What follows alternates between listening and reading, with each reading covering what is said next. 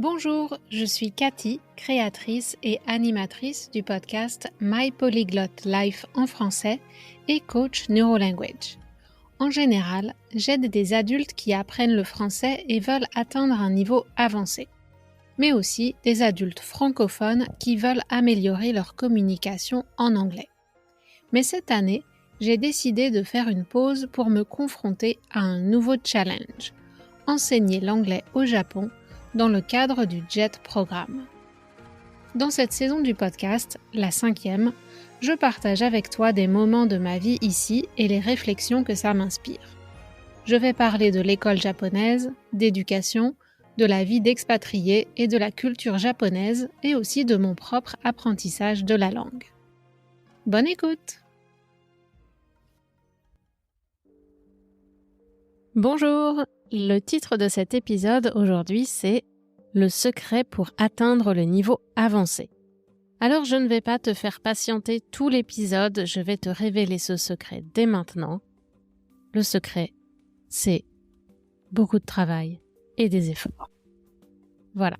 Désolée, c'est pas un secret très cool et tu vas peut-être te dire « Oh mon Dieu, non, ça a pas l'air fun !» Mais ça veut pas dire que ça ne peut pas être fun. Le processus peut être fun et plaisant. Mais c'est sûr que si tu veux atteindre un niveau avancé ou très avancé, il n'y a pas de secret en fait. C'est juste qu'il faut passer beaucoup de temps à interagir avec la langue et dans la langue. Et qu'il faut quand même étudier certains concepts, des nuances, toutes ces petites choses qui vont te permettre d'accéder à une connaissance plus approfondie de la langue et à une meilleure précision dans ce que tu peux comprendre et ce que tu peux exprimer.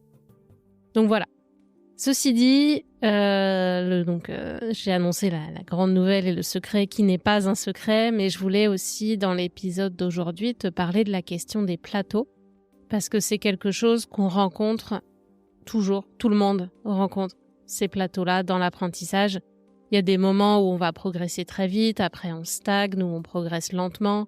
Puis à un moment, il y a un déclic, il se passe quelque chose et d'un coup, on a l'impression d'avoir passé un niveau ou d'avoir passé une marche supplémentaire et que d'un coup, il y a quelque chose qui s'est débloqué. Donc c'est assez difficile à expliquer parfois. L'épisode d'aujourd'hui, je ne l'ai pas écrit entièrement, j'ai pris quelques notes, mais ça va se présenter plutôt un peu comme je dirais sous forme d'une consultation où je vais te parler de cette expérience de l'apprentissage et de comment te sortir de ce niveau intermédiaire pour finalement accéder ou approfondir le niveau avancé en français ou dans la langue que tu désires. Donc, je ne vais pas t'expliquer comment passer ces plateaux parce qu'il n'y a pas une solution miracle là non plus. Chaque personne est différente et donc la manière de passer ces plateaux peut être différente pour chaque personne. Donc, je vais surtout t'inviter, toi, à réfléchir à ce qui fonctionne pour toi et à comment tu pourrais passer à la prochaine étape de ton apprentissage.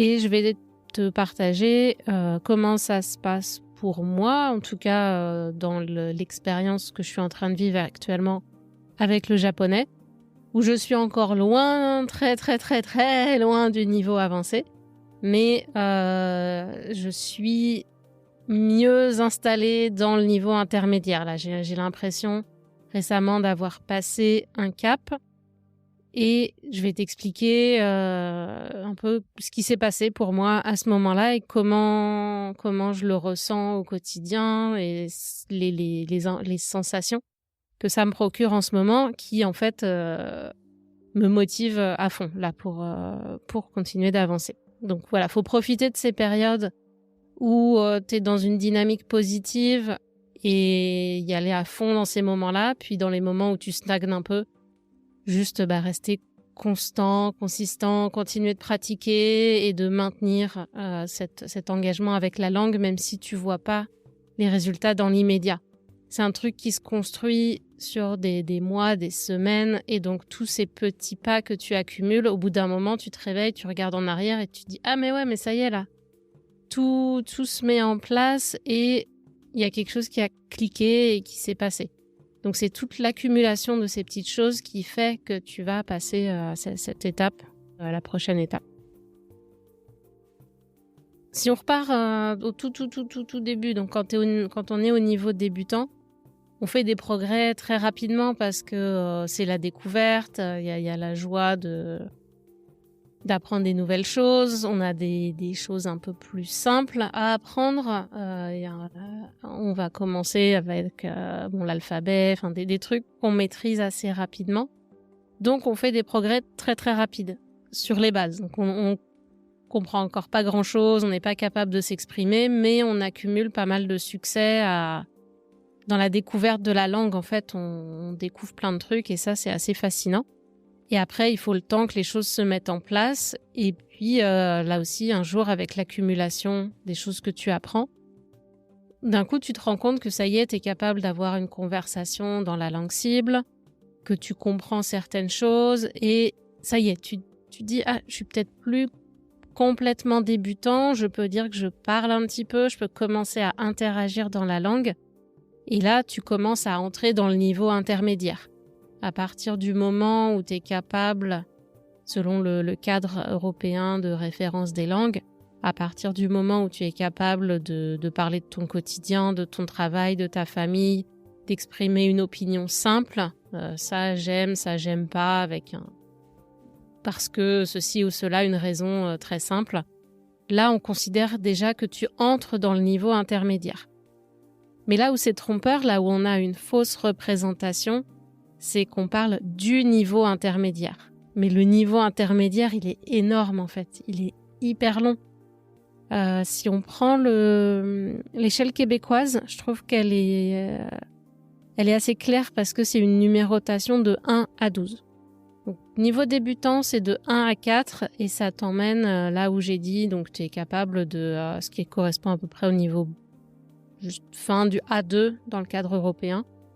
Où tu peux te présenter, parler rapidement de ta famille, de ton boulot, sans entrer dans les détails, et puis peut-être donner quelques infos sur ce que tu aimes ou n'aimes pas.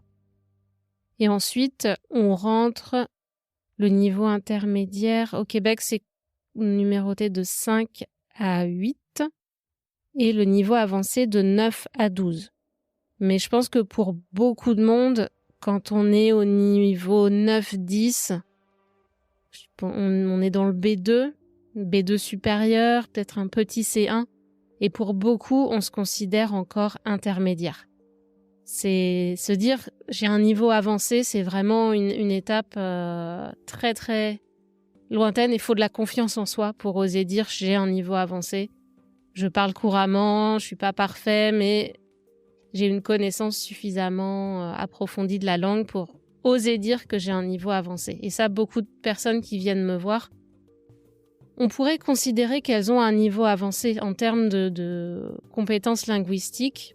Souvent, c'est des gens, si elles se présentaient au niveau C1, donc sur le format de l'examen, peut-être qu'elles n'arriveraient pas à suivre complètement le format de l'examen, mais sur les connaissances grammaticales et tout, la personne a un niveau C1, mais elle ne se ressent pas à un niveau avancé parce qu'il y a toutes ces nuances de la langue, ces petites choses, ces erreurs qui persistent, qui lui font dire « Ouais, mais non, je me sens pas avancé, je me sens encore à un niveau intermédiaire. » Donc tu vois, le niveau intermédiaire, il va du moment où tu es capable d'exprimer un petit peu ce que tu aimes, n'aimes pas, avec une raison simpliste, on va dire, comme pourrait le faire un enfant de 7-8 ans, jusqu'à un niveau où tu es capable de quand même relativement bien communiquer, de participer aux conversations, de comprendre les grandes lignes de ce qui se passe dans les informations, les journaux, etc. Mais il te manque soit cette confiance en toi ou cette pratique, cette fluidité qui va te faire sentir légitime à dire « j'ai un niveau avancé ». Donc voilà, c'est pas un niveau intermédiaire, c'est des niveaux intermédiaires et une très très très longue période de niveau intermédiaire avec beaucoup de plateaux, des moments où il y a tellement de trucs à apprendre. T'apprends plein de trucs, mais ça part dans tous les sens, où tu Tu apprends un petit bout de grammaire ici, puis un autre petit bout là, et puis plein de vocabulaire. Donc tout ça, ça met énormément de temps à se mettre en place. Et c'est pour ça que tu as l'impression que tu es dans un marécage et tu patauges et t'avances pas. Mais c'est pas vrai, en fait. Tu avances quand même, mais je pense qu'à un moment, il faut un fil directeur. Et donc, c'est ce que je te propose de faire dans le programme de coaching Feuille de route, où c'est pour te sortir un petit peu de ce marasme et de ce marécage intermédiaire, où tu as fait plein de choses, mais là, tu as besoin d'une ligne conductrice, d'un fil directeur qui va te permettre de dire « je vais concentrer mes efforts sur telle ou telle chose ». Et comme ça, au moins, je vais pouvoir voir mes progrès et c'est ça qui va entretenir la motivation. Bon, dans le programme Feuille de route, il y a aussi l'aspect mental où on travaille sur cette confiance en soi ou les blocages qui peuvent, les saboteurs qui peuvent te faire te sous-estimer. Donc voilà, il y a plusieurs dimensions. Quand on arrive en haut du niveau intermédiaire, au moment de passer au niveau avancé, c'est pas que des compétences linguistiques, mais c'est aussi du mindset et des pensées négatives ou des schémas de sabotage ou de manque d'organisation qui peuvent arriver et t'empêcher de passer à cette étape supérieure. Donc, pour en revenir aux descriptions du niveau intermédiaire, je dirais que quand tu es au niveau B1, B2, c'est un niveau intermédiaire solide, quoi. Tu es capable d'interagir au quotidien si on te met dans un pays de ta langue cible, donc si on te met en France, peut-être au Québec avec quelqu'un qui n'a pas un accent très fort, tu es capable de naviguer dans la vie quotidienne, de réussir à faire les démarches, les achats, d'interagir avec des gens. Et il y a encore des erreurs, des incompréhensions, mais tu te débrouilles, ça va. Après, quand on arrive à un niveau B2-C1, donc là, c'est un solide niveau intermédiaire supérieur ou petit avancé. Mais souvent, tu as des compétences inégales. Soit tu vas être meilleur à l'écrit, parce que tu as étudié peut-être à l'université, donc tu vas comprendre très bien les écrits, t'exprimer très bien à l'écrit, mais peut-être que à l'oral, comprendre le français oral et t'exprimer de façon fluide, ça va être plus difficile. À l'inverse, si tu vis dans le pays, tu vas peut-être avoir une grande fluidité, mais encore beaucoup d'erreurs ou d'incertitudes au niveau de la grammaire, et ça peut te tirer vers le bas, t'empêcher d'atteindre vraiment ce niveau avancé avec un taux d'erreur assez faible. Et ça, j'en parle dans un autre épisode, l'épisode 80 ou 79 ou 80, où je parlais aussi des niveaux avancés et des différentes situations, selon comment tu as appris le français, dans quel contexte et les méthodes d'apprentissage. Donc voilà, pour sortir du niveau intermédiaire, aller au niveau avancé, c'est sûr qu'il faut beaucoup de travail et beaucoup de temps. Notre cerveau fonctionne, le schéma de l'apprentissage fonctionne en plusieurs étapes. Et pour arriver au dernier niveau où c'est automatisé, où tu n'as pas besoin de réfléchir au moment de parler, où t'as pas besoin de réfléchir aux règles de grammaire parce que ça sort correctement, directement, sans que tu aies besoin d'y penser ou d'y consacrer beaucoup d'énergie. Avant d'en arriver à ce point-là, il faut beaucoup de répétitions.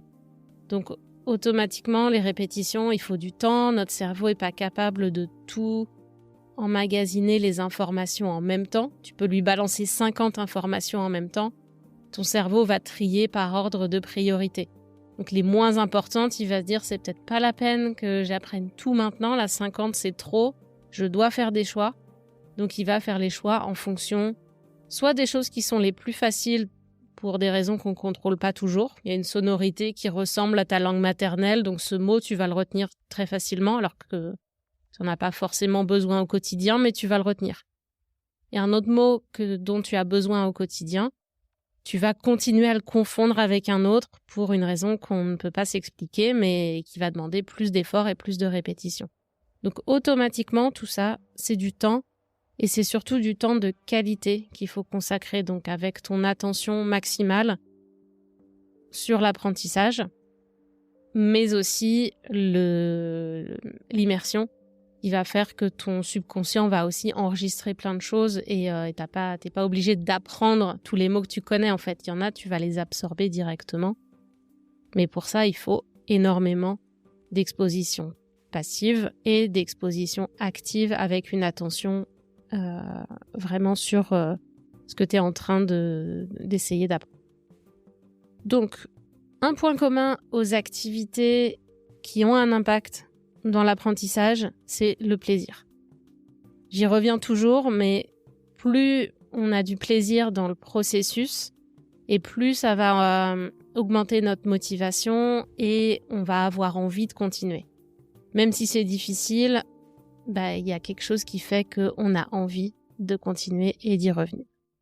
Donc, ça c'est vraiment important de prendre du plaisir dans les activités ou alors de prendre du plaisir parce que tu vois que ça a un impact. Tu vois les résultats et donc tu te dis, j'ai peut-être pas envie d'aller, si on prend la course à pied, j'ai peut-être pas envie d'aller courir 20 minutes parce qu'il fait froid, je suis fatiguée. Mais si après, je sais que je vais être bien, que je vais être mieux, je sais qu'il faut que je le fasse quand même. Donc je vais le faire et puis après, je me sentirai mieux. Donc, c'est la même chose avec l'apprentissage. Il y a des activités, c'est peut-être moins fun, mais parfois elles sont nécessaires, au moins pendant une certaine période de temps.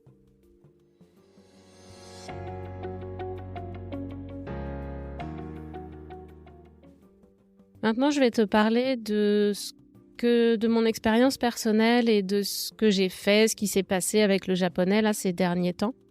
Quand j'ai l'impression d'avoir passé un plateau. Là, c'était un très très très très très long plateau où j'avais pas l'impression d'avancer beaucoup.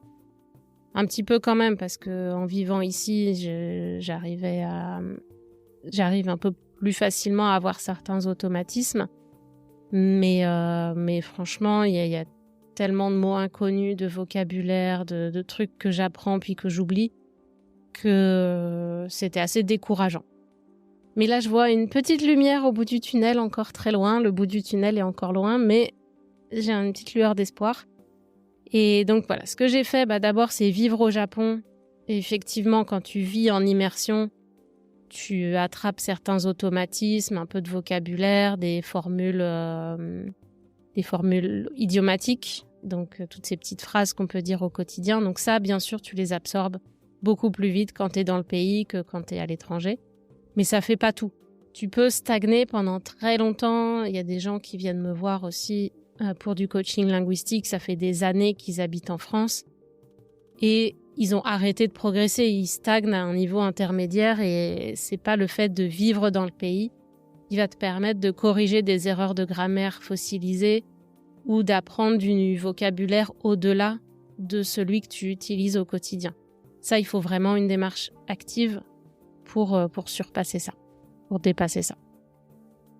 Donc ce que j'ai fait, c'est depuis ça fait peut-être 7 ou 8 mois maintenant, je suis un cours en ligne chaque mois.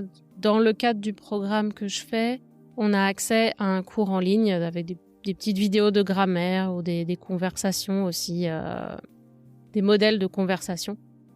Et donc on étudie des points de vocabulaire et de grammaire. C'est beaucoup d'accumulation de savoir et de concepts que j'ai pas le temps ni l'occasion de pratiquer, donc j'en oublie beaucoup. Je les apprends, je les oublie, je révise mes notes et je me ressouviens de certaines choses que j'ai vues il y a quelques mois. Ça crée beaucoup de frustration, donc si tu as connu cette situation où tu étudies le français depuis des années, t'as l'impression que tu revois toujours les mêmes concepts, que tu les oublies. C'est normal, c'est la façon d'apprendre. Même si on voit un concept, on est obligé de le réviser parce que quand il est introduit, on va pas voir toutes les nuances. Donc de toute façon, on peut toujours approfondir un concept. Et en plus, la compréhension que tu vas avoir la première fois qu'il est introduit, elle sera moins complète que quelques mois plus tard, quand tu auras eu plus d'exposition, que tu auras rencontré ce schéma-là dans des conversations, tu vas avoir une compréhension plus élargie. Et aussi le fait que comme tu vas comprendre de plus en plus de choses, tu vas pouvoir te mettre tout d'un coup à entendre ce concept beaucoup plus. Le reste de la phrase sera maîtrisé, donc tu vas pas dépenser ton énergie sur le début de la phrase peut-être. Et quand le concept qui est encore pas clair arrive, là tu peux y consacrer toute ton attention parce que le reste est connu. T'as plus qu'un élément inconnu dans la phrase peut-être. Donc c'est pour ça que c'est nécessaire de revenir toujours sur les mêmes choses. C'est pas toi qui as un problème, c'est normal, c'est comme ça que ça marche. On améliore notre connaissance petit à petit et notre cerveau va automatiser, compléter l'image qu'il a de ce concept et puis va automatiser son usage si tu te mets à l'employer et à l'utiliser de façon active. Donc ça, c'est le cours en ligne chaque mois qui était beaucoup d'accumulation de savoir, mais aussi de frustration, qui a pas eu un impact immédiat sur ma capacité de m'exprimer parce que il faudrait une mise en pratique vraiment systématique des concepts et une répétition, ce que j'ai pas fait. Et en fait, bizarrement, je pense le facteur qui a vraiment fait la différence pour moi pour dépasser le plateau, c'est quand je suis rentrée 3 semaines en France. Donc j'étais plus du tout en immersion. J'étais en France, mais j'avais plus mon travail à plein temps à l'école. Donc j'avais du temps. J'ai continué à faire ces cours en ligne. J'ai acheté un livre. C'est pas de la fiction, mais c'est pas un manuel d'apprentissage. C'est vraiment un livre pour lire. Donc j'ai continué à lire ce livre, j'ai regardé beaucoup plus de choses sur Netflix ou sur YouTube. Enfin, j'ai essayé vraiment de continuer cette immersion, même en étant en France. Et je pense aussi parce que j'avais l'esprit plus libre, plus disponible pour cet apprentissage. C'était ça mon activité principale qui me distrayait d'une situation pas très facile par ailleurs dans ma vie personnelle et familiale. Donc je suis un peu revenue au japonais comme source de distraction et de trucs pour m'occuper dans ma journée. Et je sais pas ce qui s'est passé, mais j'ai senti un truc qui a changé. J'ai commencé à reconnaître plus de lettres, à faire plus de connexions entre des mots de vocabulaire. Enfin, voilà. Donc vraiment, j'ai senti que ça commençait à bouger. Et puis ensuite, j'ai acheté un livre destiné aux apprenants. Donc quand on te dit, voilà, essaye d'aligner tes intérêts avec ce que tu fais dans la langue, j'ai acheté un livre sur l'histoire du Japon, enfin pas que l'histoire du Japon. Ce sont des très courts chapitres sur des points en rapport avec l'histoire ou la culture japonaise. C'est en japonais mais avec une explication du vocabulaire, une traduction en anglais, des fiches Anki. Donc, je ne sais pas si tu connais l'application de flashcards Anki. Anki Droid pour les Android ou juste Anki tout court pour les iPhones. C'est quelque chose que j'avais essayé par le passé et j'avais jamais accroché. Anki, ça me parlait pas. Je sais que c'est une méthode super efficace pour apprendre du vocabulaire, mais c'était pas le bon timing pour moi et j'ai pas accroché. Alors que là, ça répondait à un besoin. C'est-à-dire que ces flashcards Anki, avec le vocabulaire utilisé dans les histoires, ça me permet d'apprendre le vocabulaire et ensuite d'aller retourner lire cette histoire en connaissant le vocabulaire. Ça change tout. D'un coup, je peux lire d'une façon plus fluide et à peu près comprendre ce qui se passe parce que je connais les mots. Je suis pas obligée de m'arrêter tous les 3 mots pour chercher une définition. Donc si toi t'as pas, je sais pas si ça existe en français ce concept, mais si t'as pas la chance d'avoir quelque chose comme ça, une idée ça peut être de faire un premier passage, trouver une histoire très courte ou juste 2 pages d'une histoire, chercher les mots que tu connais pas, sans chercher à comprendre les phrases nécessairement, mais au moins chercher le vocabulaire. Et puis ensuite de revenir et d'essayer de lire cette page dans la continuité pour voir si maintenant tu arrives à comprendre et si c'est plus fluide. Donc évidemment, c'est moins d'effort quand quelqu'un a fait le travail pour toi avant. Et c'est un peu moins décourageant que de devoir tout faire soi-même. Mais je ne sais pas si ça existe en français. Cette anecdote, ça montre aussi que une méthode où c'est pas forcément le bon timing, où tu l'as mise de côté au début de ton apprentissage parce que ça ne te correspondait pas ou ça ne répondait pas à un besoin à ce moment-là. Peut-être que plus tard, ça va combler un nouveau besoin qui est apparu. Donc c'est pour ça que c'est important de toujours réviser le processus d'apprentissage. Donc quand dans le programme Feuille de route par exemple, je t'explique comment faire des goal reviews, des points mensuels ou des points sur ton apprentissage pour réévaluer les actions que tu fais, voir si elles sont utiles, pas utiles et si tu as besoin de faire autre chose ou des choses différentes. Et en tout cas, le fait de lire comme ça, d'apprendre énormément de vocabulaire dans le but de lire ce livre, c'est pas juste apprendre des mots comme ça, c'est dans le but de lire le livre. Ça a des résultats immédiats en fait parce que j'apprends une grande quantité de mots assez rapidement. Je peux faire donc de plus en plus de connexions entre les mots. En japonais, donc c'est des caractères qui vont apparaître dans différents mots et donc ça aide à faire des connexions et à comprendre le sens d'un mot, même si je ne sais pas le prononcer. Et de plus en plus maintenant, j'arrive à associer une prononciation ou 2-3 prononciations possibles pour un caractère. Donc, j'ai pas appris les caractères avec leur prononciation associée, mais j'apprends les mots et en apprenant les mots, mon cerveau se fait une espèce de règle et il refait les règles lui-même de tiens, s'il est dans cette position-là, ça doit se prononcer plutôt de telle façon. S'il apparaît en deuxième dans le mot, ça doit plutôt être d'une autre façon. Donc il y a des gens qui font l'inverse, il y a des gens qui apprennent le caractère et la prononciation associée. Et donc quand ils voient un mot, ils disent « Ah, le caractère est à gauche, il se prononce comme ça ». Et moi, ça m'ennuie, cette méthode-là. Ça m'intéresse pas.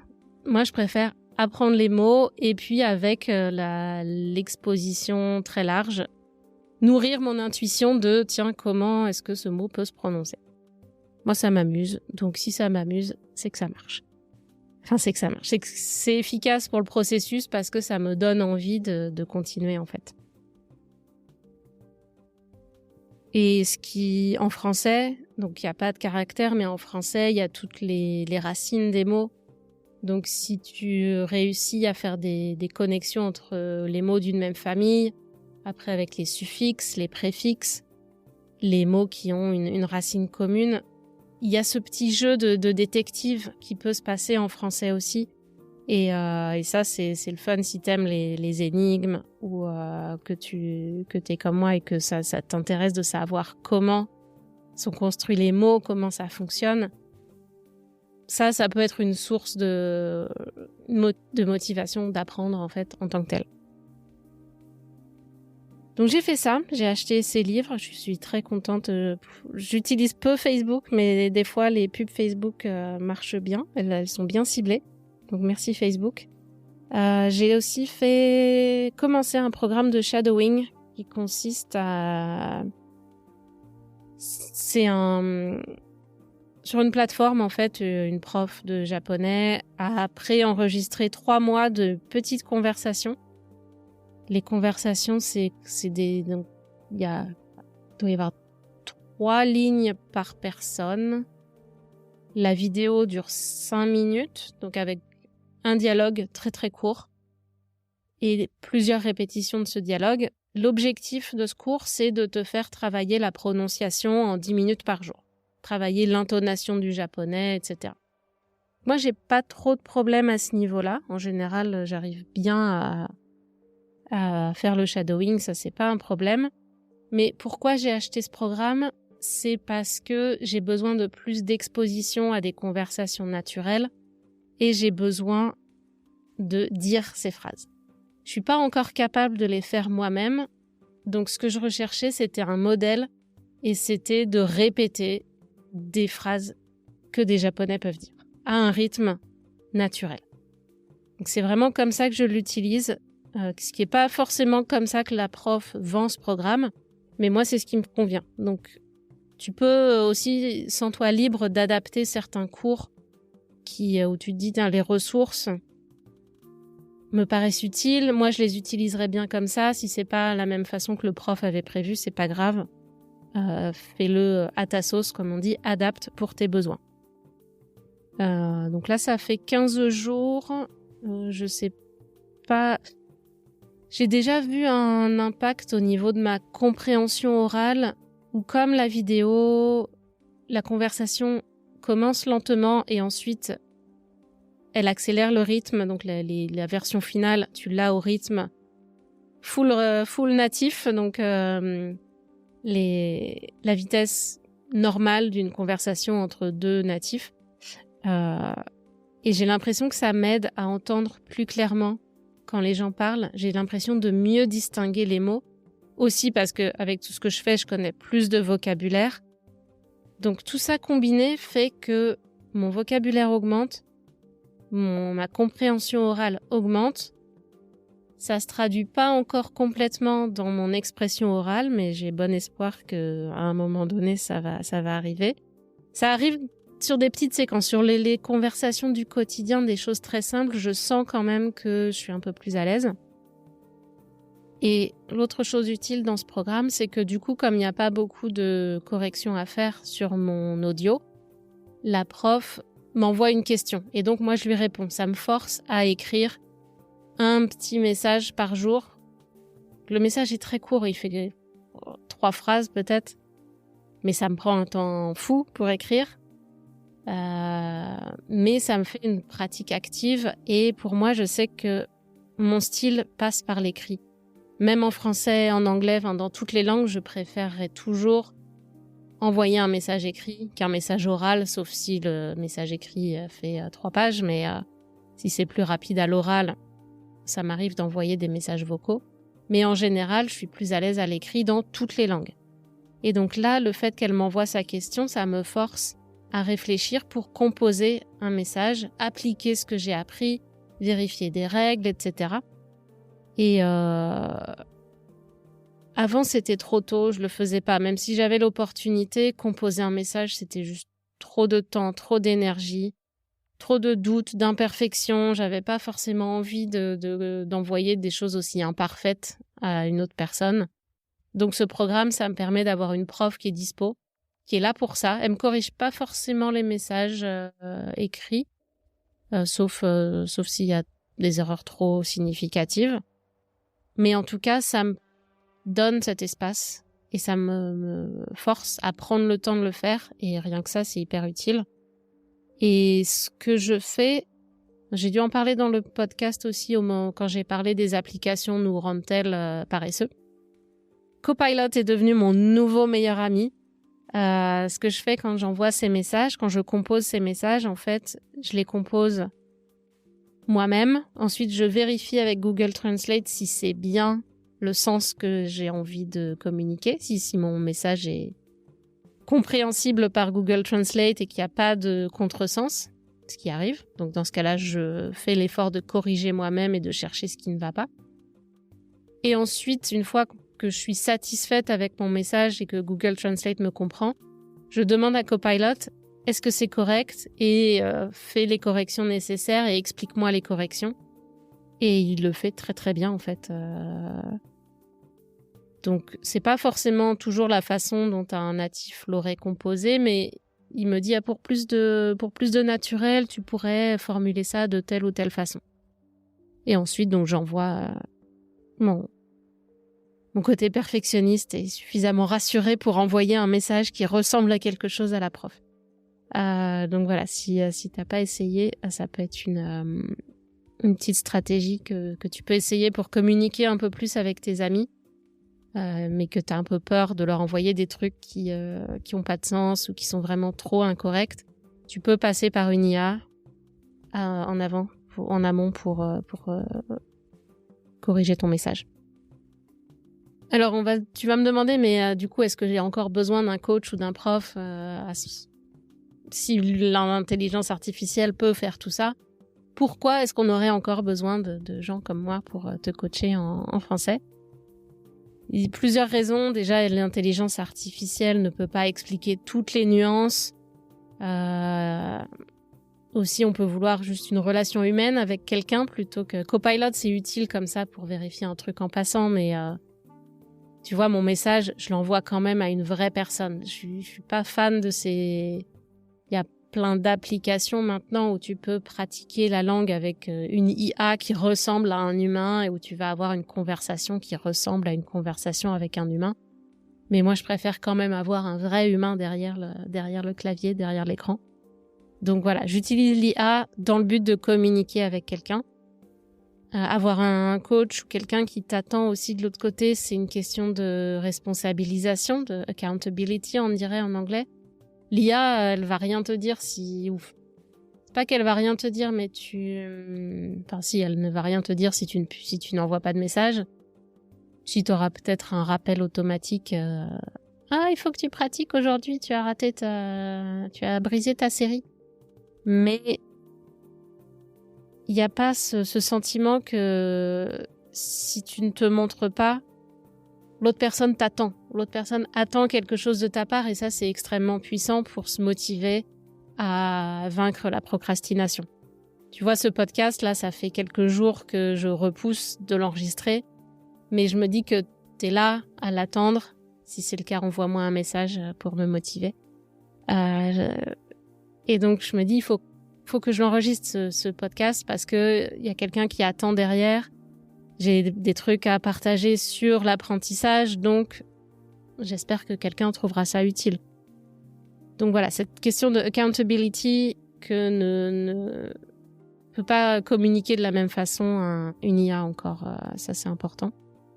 Il y a aussi l'expertise quand même de quelqu'un qui a une formation comme moi en neurosciences, neurolanguage, en français, etc. Donc c'est en anglais aussi. C'est différent de l'accumulation de savoir d'une IA. C'est moins froid, on peut faire des connexions d'une façon différente. Enfin, voilà. Ça ne remplace pas, une IA ne remplace pas un humain. On peut aussi avancer de façon plus rapide si tu m'expliques ce dont tu as besoin, même si c'est pas clair pour toi. Moi, je peux t'orienter pour clarifier les choses et puis t'aider à trouver une direction et à voir comment tu veux procéder pour la suite. Je vais pas te plaquer un modèle établi sur ton apprentissage, mais plutôt t'inviter toi à réfléchir et à faire cette démarche personnelle. Et donc, c'est hautement personnalisé aussi. Plusieurs façons d'utiliser le coaching linguistique avec moi en ce moment. Ça peut être soit le programme Feuille de route, qui est en autonomie, mais avec une séance initiale en one-on-one avec moi, donc personnalisée avec moi, en direct par Zoom, pour faire voir ta motivation, tes objectifs rapidement, et puis ton bilan linguistique, donc ton diagnostic linguistique pour te permettre de démarrer. Donc ça, c'est une première possibilité. Une deuxième possibilité, c'est l'exploration écrite. Donc pas expression écrite, mais exploration écrite pour te permettre de trouver ta voix française par le biais de l'écriture. Si tu es comme moi et que l'oral, c'est toujours compliqué, c'est toujours un peu frustrant, le passage par l'écrit, ça peut être satisfaisant, ça te permet de travailler d'une autre manière, de prendre plus de temps. Et je mets le lien dans les commentaires si tu veux en savoir plus sur ce forfait qui est disponible dès maintenant, et donc de forme asynchrone, c'est-à-dire que tu envoies tes écrits et moi je les corrige dans les 48 heures en général avec du feedback détaillé, mais on n'est pas obligé de caler un rendez-vous, d'être disponible en même temps, c'est un peu plus flexible que le coaching en one-on-one que je recommencerai à l'été. Donc au mois d'août ou septembre, je recommencerai les séances de coaching hebdomadaires ou mensuelles aussi, si tu veux juste un suivi, une accountability, mais pas nécessairement des séances hebdomadaires parce que tu travailles avec quelqu'un déjà ou que tu n'as pas le temps d'avoir des rendez-vous chaque semaine. Donc voilà, plusieurs possibilités. Abonne-toi à ma newsletter pour être informé des nouveaux programmes, de tout ce qui se passe aussi. J'envisage de lancer un nouveau programme pour les niveaux avancés spécifiquement. Pareil, à l'été ou à l'automne. Donc, quand j'aurai terminé mon contrat au Japon, il y a plein de choses qui vont se passer. Donc, n'hésite pas à m'envoyer des messages pour me dire ce dont tu as besoin. Inscris-toi à ma newsletter et reste en contact comme ça. Je pourrais vraiment te proposer des choses qui sont utiles pour toi. Donc ça, c'était le petit point actualité de My Polyglot Life et de comment travailler avec moi. Et une dernière chose aussi qui m'aide à progresser en japonais, c'est que récemment, j'ai rencontré plus de jeunes ou moins jeunes, mais plus de japonais